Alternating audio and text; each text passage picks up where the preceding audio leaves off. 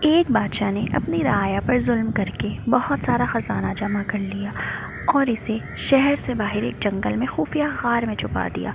غار کے دروازے کی دو چابیاں تھیں، ایک بادشاہ کے پاس اور دوسرے اس کے وزیر کے پاس۔ ان دو کے علاوہ کسی کو بھی اس غار کا پتہ نہیں تھا۔ ایک دن صبح کے وقت بادشاہ خزانہ دیکھنے کے لیے غار کی طرف گیا اور دروازہ کھول کر اندر داخل ہو گیا۔ خزانہ کمروں میں چاول اور گندم کے انبار کی طرح بکھرا پڑا تھا۔ ہیرے اور جواہرات الماری میں سجے ہوئے تھے۔ بادشاہ اس خزانے کو دیکھ کر بہت خوش ہوا، لیکن آتے وقت بادشاہ غار کا دروازہ ہی بند کرنا بھول گیا تھا۔ اسی وقت وزیر کا اس غار کی طرف سے گزر ہوا۔ وزیر نے جب خزانے کا دروازہ کھلا دیکھا تو حیران رہ گیا۔ وہ سمجھا کہ غلطی سے دروازہ کھلا رہ گیا ہے۔ اسی خیال کے تحت اس نے دروازہ باہر سے بند کر دیا اور محل پہنچ کر یہ بات بھول گیا۔ جب بادشاہ ہیرے اور جواہرات کا معائنہ کرنے سے فارغ ہوا تو واپسی کا سوچا، لیکن جب وہ دروازے کی طرف پہنچا تو دیکھا کہ وہ تو بند تھا۔ بادشاہ نے دروازے کو خوب زور زور سے پیٹنا شروع کر دیا اور ساتھ ساتھ چلاتا بھی رہا، لیکن اس ویران جنگل میں اس کی آواز سننے والا کوئی نہ تھا۔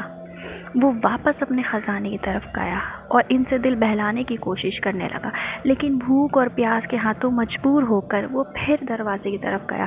اس نے چیخنا چلانا شروع کر دیا اور پھر تھک ہار کر وہ واپس جگہ پر آ گیا۔ بھوک اور پیاس کی شدت اتنی بڑھ گئی تھی کہ آخر وہ ہیرو سے بھیک مانگنے لگا، ایک قیمتی پتھر، مجھے ایک وقت کا کھانا دے دو۔ اسے ایسا لگا کہ جیسے وہ ہیرے اس کی سادگی پر زور زور سے ہنس رہے ہوں۔ بادشاہ کو بہت غصہ آیا۔ اس نے ہیرے موتی اٹھا کر دیوار پہ دے مارے۔ بادشاہ کو بہت بھوک اور پیاس لگ رہی تھی، لیکن بھوک اور پیاس پر غصہ کیا کرتا، اس لیے بھوک غصے پر غالب آ گئی۔ آخر بھوک کی شدت اتنی بڑھ گئی کہ وہ نڈھال ہونے لگا۔ اس نے دنیا کو پیغام دینے کے لیے زمین پر کچھ لکھا۔ اس کے بعد بادشاہ کا انتقال ہو گیا۔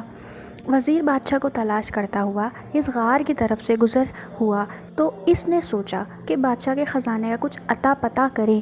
جب وہ غار کے اندر داخل ہوا تو دیکھا کہ بادشاہ مرا پڑا ہے اور زمین پر لکھا ہے، دولت کسی کو زندگی نہیں دے سکتی۔